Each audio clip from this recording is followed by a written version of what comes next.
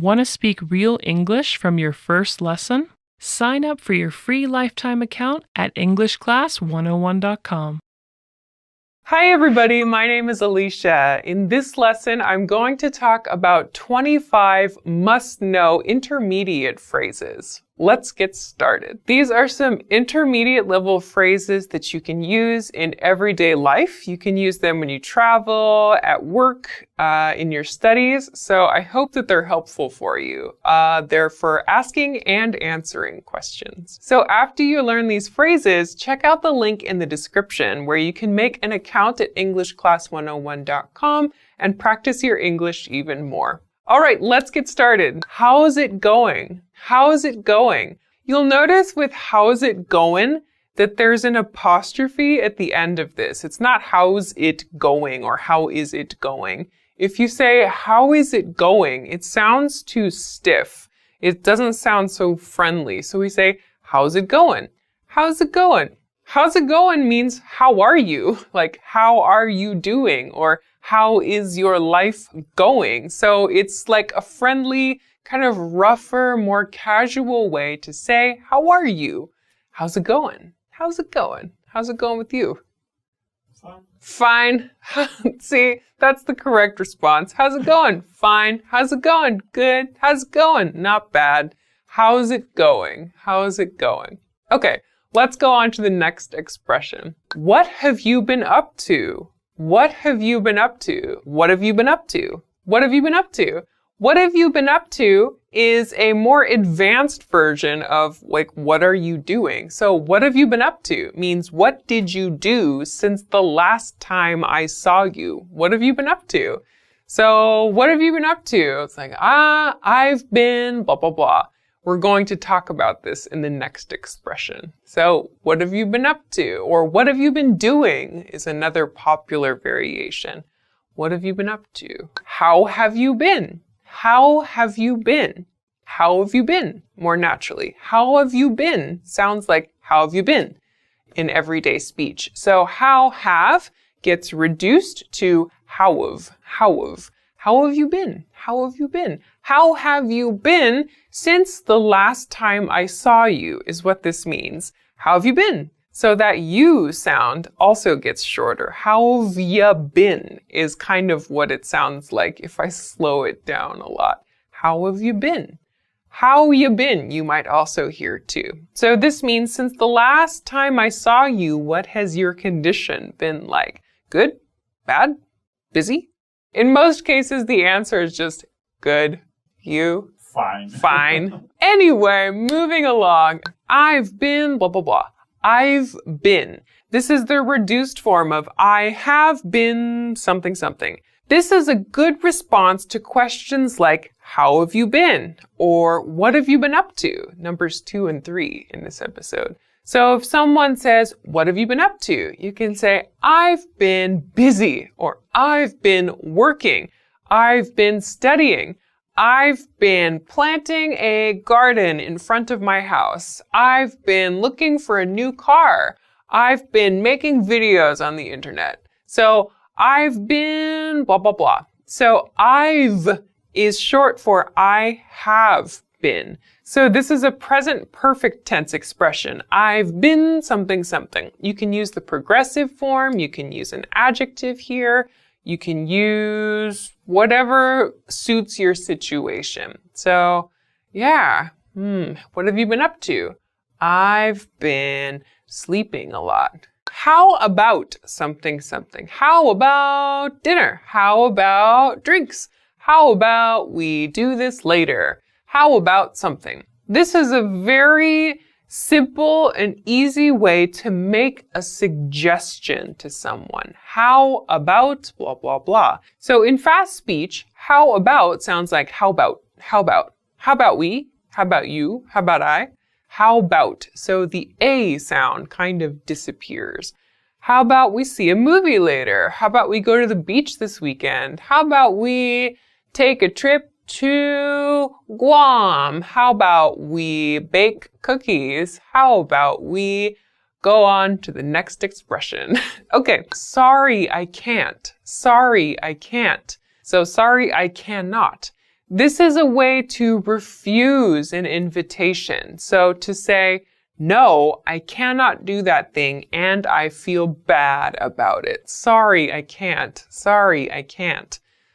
So like, sorry, I can't. You can add like the thing you are refusing if you like. You could say, sorry, I can't go to the beach with you this weekend. Or sorry, I can't meet you for dinner tonight. I have to work late. Sorry, I can't help you make your treehouse. I broke my leg. That was very specific. Sorry, I can't cook dinner tonight because I don't know how to cook. When you want to refuse and you maybe don't want to give specific reasons, you can say, sorry, I can't. I used this recently. Sorry, I can't go. Sure, sounds good. Sure, sounds good. So, sure, sounds good. You can put those two together. Sure means yes. Sounds good means like your idea seems to be a good thing. Like I'm hearing your idea. It sounds like a nice idea. So this is a good way to accept an invitation. Sure, sounds good. Or sounds nice, sounds great, sounds awesome, sounds cool, sounds fantastic. You can change your adjective there if you like. Sure, sounds rad. Do you want to something something? Do you want to something something? Do you want to plus an activity? Like, do you want to get dinner? Do you want to go for drinks? Do you want to ride bikes? Do you want to make videos for the internet? Do you want to study English with me? Do you want to, I don't know, do you want to get a Charizard tattoo? Already has one. Do you want to is a friendly and easy way to make an invitation for some kind of activity. When we say this expression, we kind of put the sounds together. So not do you want to, but do you wanna, do you wanna, do you wanna, do you wanna. So it's, you can imagine it's like D apostrophe Y-A W-A-N-N-A. Do you wanna? Do you wanna? Not do you want to, but do you wanna? Do you wanna go to the next one?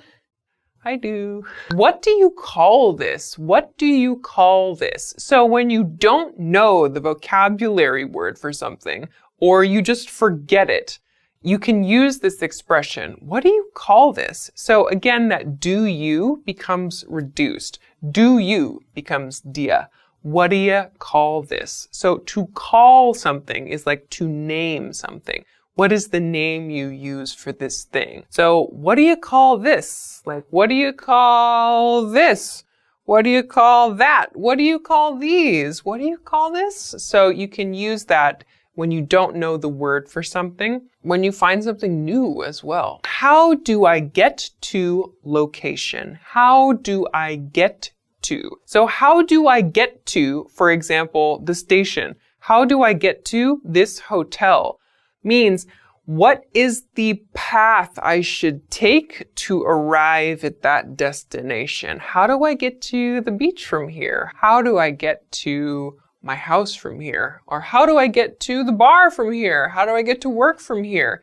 So how do I get to is a much more natural way to ask for directions to someplace. So don't use how do I go or how do I travel, I guess, but how do I get to a location? And don't forget your to. Also, remember, we use that preposition to before the specific place name. So a problem that I hear a lot is how do I go to there? So we don't use to before there because there is not a specific place. How do I get to the station? A station is a specific place, or a hotel is a specific place. There is not a specific place, so we cannot use to with there. So how do I get there? It's fine, no to. How do you get to the next one? By scrolling down on the iPad. All right, so let's go to the next one. Have a nice evening. Have a nice evening. Have a nice evening is a way to say goodbye at the end of the day. Many learners use good night at the end of the day, like with coworkers or maybe leaving a restaurant, like good night. We use good night when we're like saying goodbye to our kids or like when we're actually in bed, like with a spouse or like your partner, or maybe you say it to your children or something like that. Good night, just before you go to sleep. When you want to say goodbye at the end of the day, use have a nice evening, have a good evening. That's a much more like natural and polite way to say goodbye at the end of the day. Have a nice evening. Have a good one. Have a good one. Have a good one. Have a good one means have a good day. So one here means day. Have a good day or have a good time or like have a good experience until I see you again. Have a good one or have a nice one. I think have a good one is probably the most common. Have a good one. So friendly, kind of polite-ish, I suppose. You can use this with your coworkers, with your friends, with your family members. But it does have, there's a little bit of distance there, I think. Have a good one. Okay, onward. Can I have item, please? Can I have item, please? Can I have something, please? So when you're shopping, you can use this to request something from the person working at the store.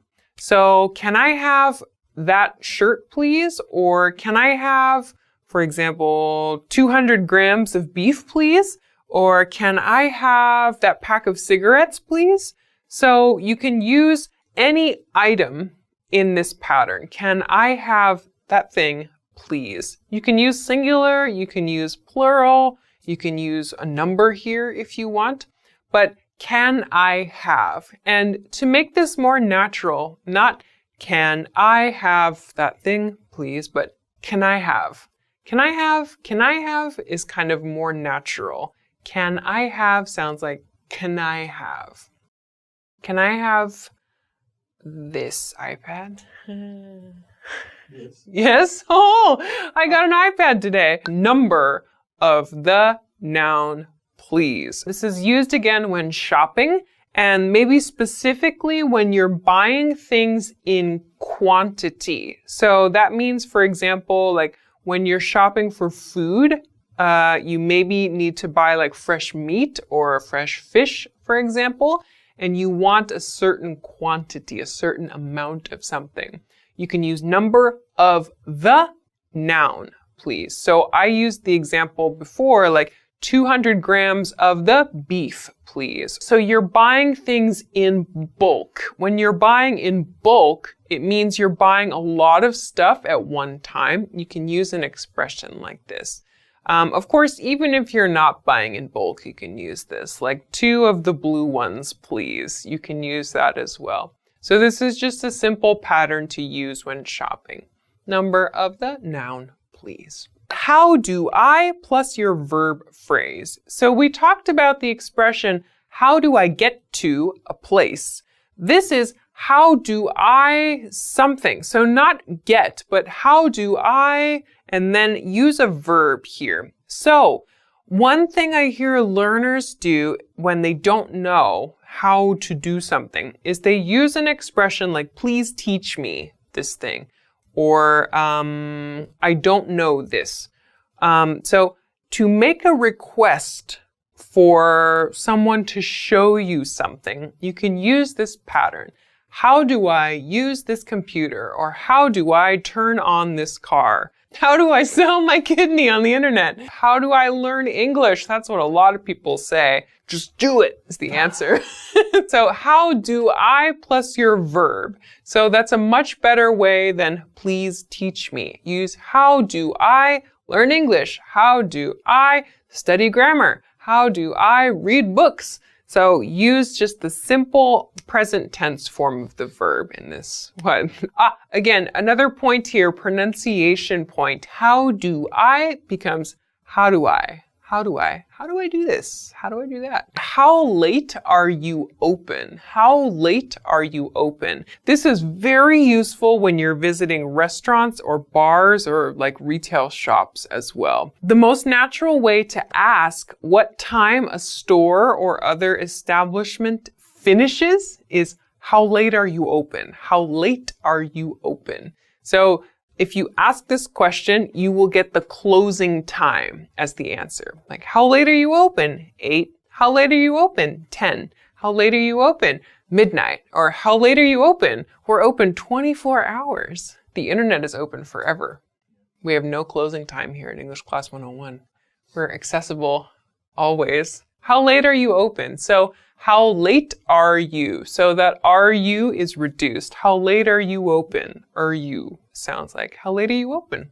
We do not say how late are you closed. We don't say that. You could say when do you close? That's also okay. When do you close? But how late are you open? Do you have any plans for point in time? Do you have any plans for point in time? Do you have any plans for this weekend? Do you have any plans for tomorrow? Do you have any plans for tomorrow night? Do you have any plans for dinner? So choose a point in time, or kind of like I did with dinner. You can use meals here too. Choose a point in time to ask about another person's schedule. Don't forget for in this example. Do you have any plans for point in time? Do you have any plans for Sunday afternoon? Do you have any plans for Monday? So this is a quick way to ask about a schedule. Very nice. And it's kind of polite as well. Okay, on to the next one. My body part hurts. My body part hurts. This is an important and natural expression to use when you are not feeling well. So instead of like, I have a pain in my arm or something, or I have a pain somewhere. I hear many learners use that pattern. Instead, use my plus your body part hurts. For example, my arm hurts, my head hurts, my finger hurts, my stomach hurts, my back hurts, my face hurts. Because I got punched in it this morning. It's not true. Have you ever punched yourself in the face? Myself? Yeah, I did it once and I'm never going to forget it. Probably yes. Yeah, I was trying to pull like the blankets up. It was like 6 in the morning.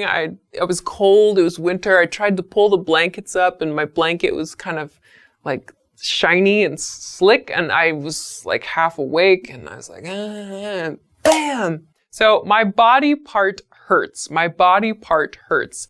That's the quickest way to explain that you do not feel well in some way. My body part hurts. Don't forget that S. My body part hurts. My eyeball hurts. That's not something birds say. My ear hurts. My throat hurts. How much is this? How much is this? This is a cost-related expression when you are shopping. How much is this? How much is that? You probably don't need to use this so much because in most cases the price is clearly written in stores. But every once in a while, you do need to ask, or you need to like talk to someone about a price in a conversation. So how much is this? Or how much is that? You can change that. Of course, you can use the plural here. How much are these? How much are those? In present tense. And you can also ask about past tense information. How much was that? For example, how much was your car? Or how much was this apartment? Or how much were those donuts? This is a very important question. How much did your sandwich cost? You could ask that as well. How much does something cost is another expression you can use. But yeah, how much did your sandwich cost? It looks good. Or how much for a dozen burgers to be sent to my office tomorrow at 1 o'clock. What did you say? What did you say? Native speakers use this all the time. You can use this too. Please, it's important, probably more important for you to use this expression and don't feel bad about it. What did you say? Naturally, what did you say? What did you say? What did you say is a question about the thing the other person in the conversation just said. Like you couldn't catch it, or you think you misheard something, or maybe you didn't understand something they said. What did you say? It's a little more polite than just, what? So, what did you say? Yeah, anytime you need to confirm something that someone else said, you can use, what did you say? Try to use a nice intonation with this also. What did you say? What does that mean? What does that mean? And native speakers use this too. Like, we don't understand everything. Like, sometimes everybody needs an explanation. So, what does that mean is a great way to ask for it. What does that mean in fast speech is, what does that mean? What does that mean? So the TH in that becomes like a S or a Z sound. What does that mean? So it connects to that Z sound in does. What does that mean? What does that mean? So what does that mean? It's like you don't understand something that's written, or maybe you don't understand the implications. Implications means like the background information of a situation. So what does that mean? Or you don't understand something someone else said, but they're gone. So you can't say, what did you say? You ask someone else, what does that mean? What that person just said, what does that mean? So what does that mean is another really important expression for learners, especially. I don't feel so good. I don't feel so good. So if you don't want to specifically say like my stomach hurts or my arm hurts or my head hurts, you can say I don't feel so good. So this tends to be used more for like stomach problems. So I don't feel so good. I ate a huge lunch. I don't feel so good. Or maybe you ate something bad. Ugh, I don't feel so good. We often use I don't feel so good when we actually feel very bad very suddenly. Like in the examples I mentioned, when we eat something and our body is not happy with it and we suddenly feel sick, we might use the expression, I don't feel so good. I need to go home. So you can use this to talk about like a sudden and unpleasant feeling in your body. I don't feel so good. I need to go to location. I need to go to location. I need to go to location is useful for talking about errands. So errands is like small tasks you need to do throughout the day. We also use this expression when we need to visit the restroom urgently. So you can say, I need to go to the restroom. That's great. That's a very natural and polite way to talk about visiting the restroom. Otherwise, when you're talking about your daily tasks, you can say, I need to go to the bank. I need to go to the store. I need to go to the car wash. I need to go to the pet sitter and pick up my neighbor's poodle. What? That was very specific. So you can talk about your responsibilities with need to. Yes, you can substitute have to here. I have to go to the bank. I have to go to the store. Keep in mind also, when you want to use the negative form, I don't have to or I don't need to, you can, but make sure you use it with something you don't have a responsibility to do. I hear lots of learners use expressions like, I don't have to go to the bar today, for example. Like, if going to a bar is part of your regular responsibilities, like you work at a bar or like part of your business is at a bar, fine. But if it's just something you occasionally do, it sounds really unnatural to use, I don't have to go to the bar today. So we use this in the negative form for things we can naturally and reasonably be expected to have responsibility to do. So keep that in mind when you use the negative form. Okay, onward. I have to. So my previous one was I need to go to a place. If you want to just talk in general about responsibilities, you can use I have to. I have to get up early in the morning. I have to study for my tests. I have to think of a new hairstyle for my cat. Yesterday I had to, past tense, I had to buy new clothes because my director was making fun of me for wearing shirts that they were falling apart on camera. Because that's how much I love shopping. Yeah. So past tense, I had to buy new clothes yesterday, or I had to go out in the rain yesterday. So again, I had some responsibility to do that. So past tense, had to. When are we leaving? When are we leaving? I included this here because it's a common question, surprisingly. Like, when are we leaving? Not, when do we go? That's one that I hear sometime. Like, when do we go? Or when we go, or something like that. Don't use those. Oh, sorry, Mr. iPad. The question is, when are we leaving? So we use this when we're at an event. We're at a party, we're maybe at work, whatever. You're going somewhere else with another person or with a group. When are we leaving? When are we leaving this place, in other words? So natural pronunciation, when are we leaving? When are we leaving becomes when are we leaving?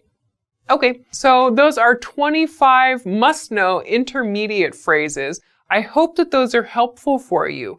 Many of the phrases that I introduced here are in present tense, but remember, you can use them in past tense and in future tense too. So don't stick only to present tense. Make sure to go outside of present tense and think about the different ways that you can use these expressions to talk about the past and the future. Okay, so that's everything for this lesson. Thanks very much for watching. Please make sure to click on the link in the description to learn more English at EnglishClass101.com. Also, if you liked the video, please don't forget to give it a thumbs up and subscribe to our channel if you have not already. Thanks very much for watching this lesson, and I will see you again soon. Bye-bye. Stevens.